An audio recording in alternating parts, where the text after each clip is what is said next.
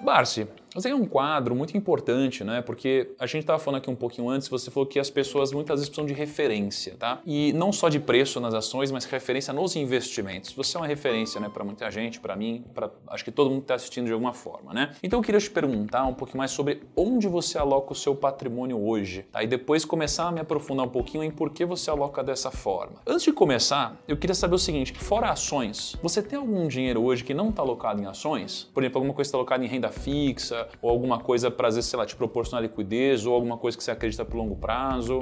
Claro, muito bem. Eu aloco os meus recursos, a exemplo de todos os países desenvolvidos, eu invisto na geração de riqueza. O meu patrimônio está diretamente focado na geração de riqueza. Como é que se gera riqueza? Riqueza se gera você fazendo o seguinte, você investindo, criando oportunidades para que um negócio se desenvolva, cresça, prospere, contribua com empregos, contribua com impostos, contribua finalmente com o desenvolvimento da nação. Contudo, nem sempre as oportunidades de mercado elas se apresentam para que você possa então oferir os benefícios dos preços atrativos. Então o que acontece? Quando eu recebo alguns dividendos e o papel não está no preço para mim comprar, os papéis que eu formo e completo com a minha carteira de previdência, evidentemente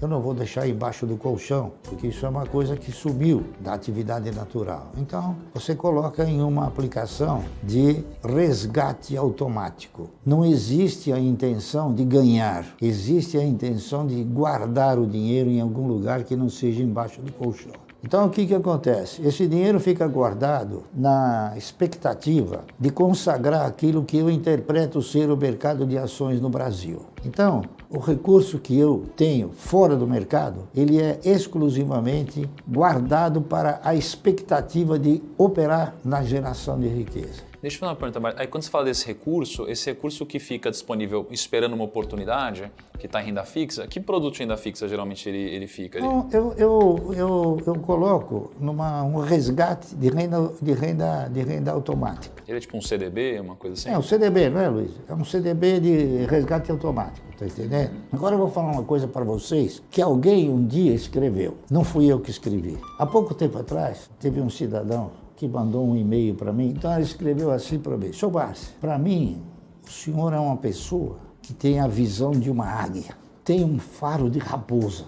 Poxa, será que é tudo isso? Tem a paciência do jacaré, tem a estratégia da hiena e a liderança do leão. Falei, meu Deus do céu, será que eu sou tudo isso? Tá entendendo? E ele mandou para mim e falou, para chegar onde o senhor chegou, precisa ter isso. E, poxa vida, eu me sinto honrado com isso. Então eu recomendo a vocês o seguinte, procurem ter a visão da águia, a paciência do jacaré, a disciplina da hiena, o faro da raposa e a liderança do leão. Coloquem isso dentro da vossa filosofia que um dia vocês chegarão onde eu cheguei. Caramba, pô, que incrível.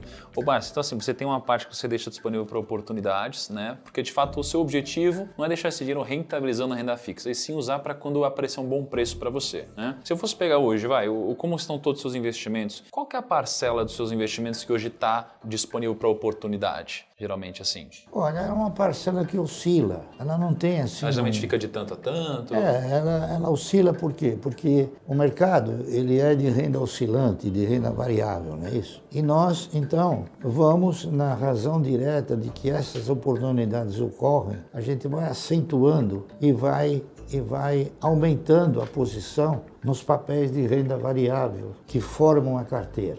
Então, eu costumo dizer, e isso é uma realidade que poucos imaginam e interpretam. Quando você direciona um recurso para uma renda fixa, que eu volto a repetir, nesse país não existe renda fixa. Existe uma renda que é garantida para te remunerar um determinado capital, mas não é uma renda. Eu diria que até uma perda. Mas o que eu faço? Eu aguardo e quando aparece a oportunidade, então, eu acentuo a compra dos papéis.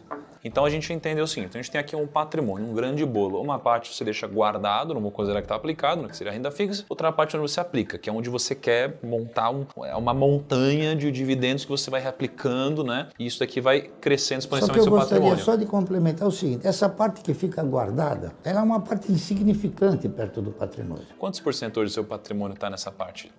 Muito pequenininha. Muito pequenininha. 2%. 2%. 1%, 2%. E nunca fica maior que isso.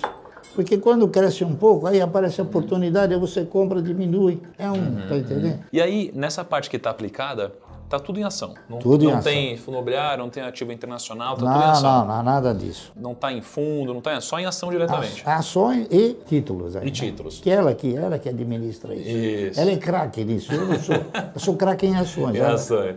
Boa. E aí dessa parte que está nas ações, quantas ações diferentes você tem na carteira hoje? A minha carteira de renda mensal, ela se resume a mais ou menos 10 ou 11 empresas. Essa é a carteira que eu não vendo, não dou, não troco. Então, por quê? Porque eu não sou acionista minoritário dessas empresas. Eu sou um pequeno dono. Das outras, eu sou acionista minoritário. Então, esses papéis são aqueles que alimentam a minha renda mensal. Os outros, eles alimentam a minha condição de oportunidade. Então, por exemplo, a Cielo, que eu comprei a R$2 e dá a 5,10, 5,15, é uma oportunidade que me deu 100%. Para que eu vou aplicar na renda fixa? Se é perda fixa, se eu ganho no mercado 100% e o mercado te dá a oportunidade de ganhar muito mais, além dos dividendos, não é isso? Então, eu estou fazendo o seguinte, eu estou colocando algumas outras empresas também para tentar melhorar um pouquinho mais o perfil da minha carteira de renda mensal. Então, o que eu estou fazendo? Eu estou repondo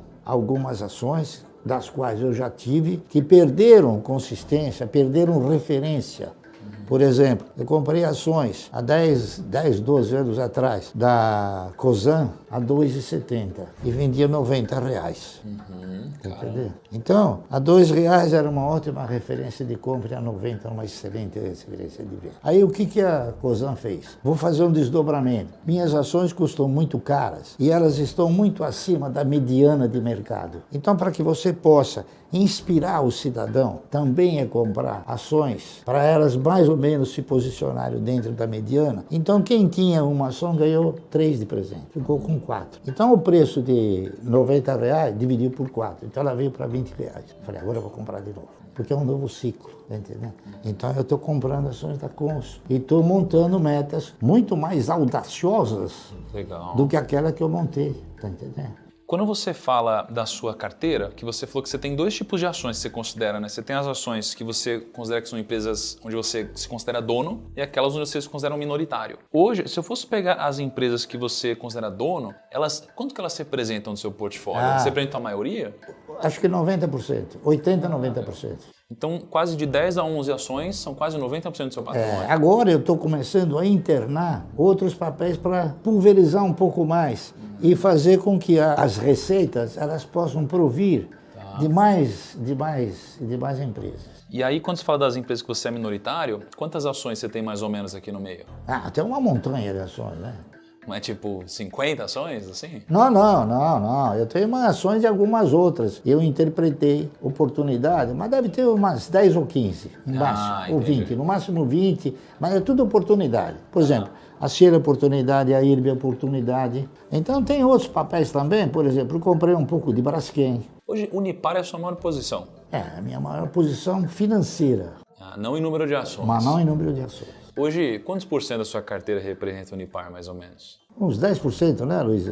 Unipar representa uns 10% da carteira, né? Não, mais, 40%. Bom, tá certo. É que subiu muito, ela representava menos, subiu demais. Então, mas fiquei ela é rico só muito de repente, né? É ruim porrada. ficar rico de repente. É chato ficar rico de repente, você perde até a noção. É ruim, né? Chato isso daí, esse negócio, tem que demorar mais. Mas essa é a sua maior posição. Qual que é a sua segunda maior posição? Klabin, Banco do Brasil. O Banco do Brasil. Klabin, Banco do Brasil, Banco Santander, Taesa, TRPL, CEMIG. Caramba. Então, se eu for pegar essas ações aí, mais algumas outras, já são quase 90% do seu patrimônio, né? E deixa eu te perguntar, Unipar subiu muito, né? Não. Perto do que você comprou. Não, ela veio para o que ela vale. Ela ainda não subiu. Entendi. Ainda não subiu. Tem muito chão ainda. Tem chão, tem chão. Se eu fosse pegar hoje as suas 3 principais posições, né? Que você falou que é Unipar, Banco do Brasil... Klabin. Desculpa, Klabin, exato. Se fosse pegar assim, as suas 5 principais posições, por que você tem elas de uma forma geral? Assim? Porque elas me proporcionam um negócio chamado renda mensal. Se eu quero ter renda mensal proveniente dessas empresas, pergunta, por que eu vou vender se eu quero a renda mensal? Tá entendendo? Perfeito. Então elas são altas pagadoras de dividendos e com... Elas veja bem, eu não diria talvez que elas são altas pagadoras de dividendos. Elas são pagadoras regulares de dividendos e distribuem os proventos na razão direta que elas proporcionam resultados. Tem anos que os resultados são melhores, tem anos que os resultados são menores. Por isso é importante você ir desenvolvendo metas para que a renda mensal não caia. Um ano que der menos, você vai ter mais ações, então você vai receber mais. Você vai receber sempre mesmo que seja um pouquinho menos. E o que você hoje, porque eu perguntei onde você investe, agora onde você não investe? Assim, tem posições que você não... Não é posições. Eu invisto Projetos que você na investe. atividade econômica, eu invisto na geração de riqueza. Então eu digo a vocês o seguinte, varejo não gera riqueza. Quem gera riqueza é a Brasmotor, é quem faz a geladeira, não quem vende. Ele gera riqueza. Por exemplo, construção eu não aplico. Por que não aplica? Porque eu não aplico porque o país ele tem um sistema que o maior exemplo que eu tenho que você não deve aplicar em construção, sabe qual é? É o fato de um dia o Banco Nacional da Habitação quebrou. Por quê? Porque a inflação é muito maior do que a correção. Até o banco quebrou, imagina. E ações é muito diferente do imóvel, por quê? Porque o imóvel, quando você compra, você não pode vender um tijolinho, nem a telha, nem o reboque. Você tem que vender o imóvel. Só uma perguntinha, uma coisa importante, o brasileiro tem muito sonho da casa própria e tal, né? O que você acha em relação à casa própria, o investimento, sei lá, você comprar sua casa, seu apartamento? Você acha que a pessoa deve comprar? Ela deve comprar antes de investir, depois, durante? Como que você imagina isso? Eu não sou especializado no mercado imobiliário, mas a gente tem algumas noções, claro, né?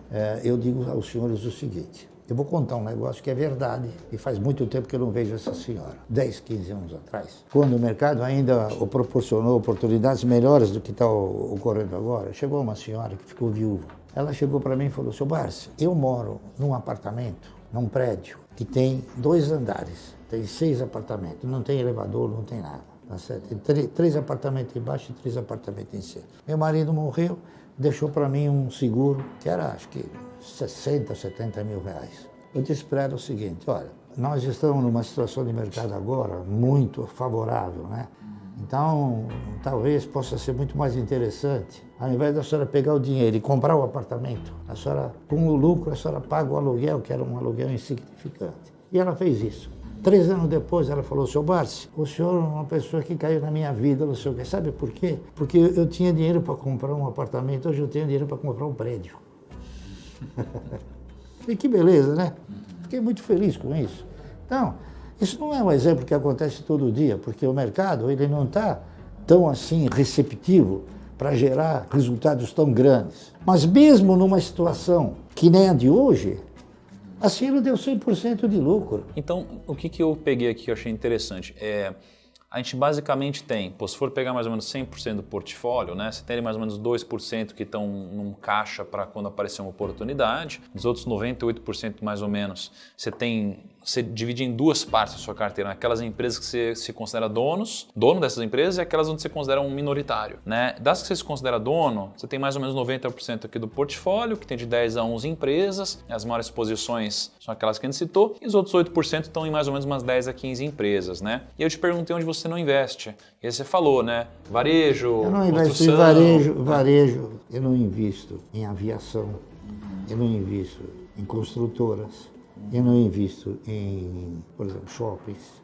que na verdade, em última análise, também é um varejão, né? Eu não invisto também em turismo. Eu não invisto, em geral, em coisas que associam as pessoas, que façam com que as pessoas se associem, tá entendendo? Eu dou muito valor a um patrimônio chamado patrimônio físico. O que é um patrimônio físico? É aquilo que você vê, você apalpa, você sente. E eu não dou valor para o patrimônio intelectual. O patrimônio intelectual ele pode ter morte súbita, o patrimônio físico não. Eu não invisto em atividades como comprar ações claras de tecnologia, porque está na cabeça de um cara. Esse cara morre, a tecnologia vai para o inferno, vai para o vinagre. Então eu não tenho a ambição de querer ficar rico de repente. Eu acho que para ficar rico, você tem que ter o quê? Você tem que ter uma trajetória. Só para... que eu lembro que a gente estava conversando aqui antes, né, que você estava me comentando sobre, pô, às vezes ações de varejo, que mesmo você não comprando, que acho que não é que você torce contra, né? Acho que vale a pena falar isso daí para a galera. Não, né? não, eu Porque às vezes a galera interpreta errado. Eu gostaria, inclusive, de acentuar uma coisa que alguns interpretaram de uma forma totalmente desvirtuosa e desvirtuada. Veja bem, eu não desejo, eu vou torcer para que o Magazine Luiza nunca quebre. Se precisar da minha orientação e ajuda, eu vou e ajudo. Acontece que não é o Magazine Luiza, é a atividade que ela tem uma deficiência muito forte no que diz respeito, porque as empresas de varejo são empresas de capital intensivo, elas precisam sempre estar se capitalizando. Eu desejo a dona Luiza Trajano que ela continue administrando brilhantemente a Magazine Luiza, como ela o fez, né? Isso conseguiu fazer com que o papel chegasse a R$150. Isso é digno de uma credibilidade que eu nunca consegui, tá entendendo? Mas, para deixar claro, que eu não torço, não desejo e não quero que o Magazine Luiza quebre. Eu dei o exemplo do Magazine Luiza, como eu poderia ter dado o exemplo de 40 outros que quebraram. Sloper, Mesbah, Clipper, Arapuã, de 40, vai, que eu não me lembro de todas, entendeu? Muito bom. E é isso aí. Bárcia, muito obrigado pela sua contribuição aqui, obrigado pela coragem, né, de certa forma, pô, nessa altura do campeonato, tendo conquistado tanta coisa, ensinando, né, para muita gente que ou está começando ou já investe, né? Eu gostaria que isso fosse levado adiante por vocês, porque a minha didática não é tão assim, não é ser tão positiva como já o foi no passado. Eu fui professor universitário, eu dava aula de valor e formação de preço, como se formam os preços. E hoje a gente já tem assim um resquício de alguma falta de lembrança, não é isso? Então eu deixo a você, que é jovem e tem todas essas características, para desenvolver uma didática ao cidadão que procure mostrar para ele o ABC da aplicação. O ABC da aplicação é o seguinte: nunca confie seus recursos sem que você participe. Não dê o dinheiro assim. Por muito bom que seja o portal, por muito grande que seja, a gente percebe o seguinte. Eu vou dar só um exemplo, porque é um exemplo, é palpável, saiu no jornal. O Itaú deu 7 bilhões. Quanto deu o Itaú de lucro? 7 bilhões. Um exemplo. E esse lucro está amparado por você, porque você aplicou lá e ele tem o lucro, você tem o prejuízo. Não dê o seu recurso assim. Por muito majestosa que possa ser a imagem da empresa, tá entendendo? Eu dei o Itaú, mas é o Itaú, o Bradesco e todos eles. Tá muito bom. Turma, então é o seguinte, né? Espero que vocês tenham gostado desse vídeo, né? Não é sempre que a gente tem acesso, né, a esse tipo de oportunidade. Com certeza, assim, acho que o que mais fica, né, de toda essa conversa é o legado e o resultado que obviamente o Barsi teve, que hoje, poxa, a família Barsi, né, a Luiz e toda a GF acabam continuando esse legado, né, com muita didática. Tudo que a gente puder incentivar, empurrar, a gente vai fazer. A gente gosta, concorda, enfim, apoia o time da GF todo, né? E é o último recado para vocês, né? Não esqueçam que estão abertas as inscrições para o primeiro MBA de Value Investing no Brasil com Luiz Barsi, né, e a família da GF, e até domingo agora, dia 14, existe uma condição diferente de inscrição com 20% de desconto, tá bom? Para que você participe desse MBA. Então, Invista Educação, com certeza você, seu patrimônio, sua família agradece. Esse MBA é destinado para quem quer, obviamente, se aprofundar em Value Investing ou para quem, de alguma forma, quer trabalhar no mercado financeiro, porque ele é todo voltado para o desenvolvimento, né, do profissional. Eu só queria me despedir, agradecendo a todos vocês e dizer o seguinte: qualquer pessoa pode chegar onde eu cheguei. Eu fui engraxate quando eu era moleque, porque eu não tinha profissão nem nada, e a maneira que você tinha de... Porque como um moleque de 8 ou 9 anos possa ter feito um patrimônio como eu fiz. Se eu fiz, você também tem condições de fazer. Isso é óbvio, só que eu recomendo o seguinte: vocês se inspirarem na minha trajetória para que vocês possam um dia não ser igual que eu, muito melhor do que eu. ok? Um grande abraço a todos. Você é o cara E mais- ainda Obrigado. quero te ver rico. Ah, obrigado.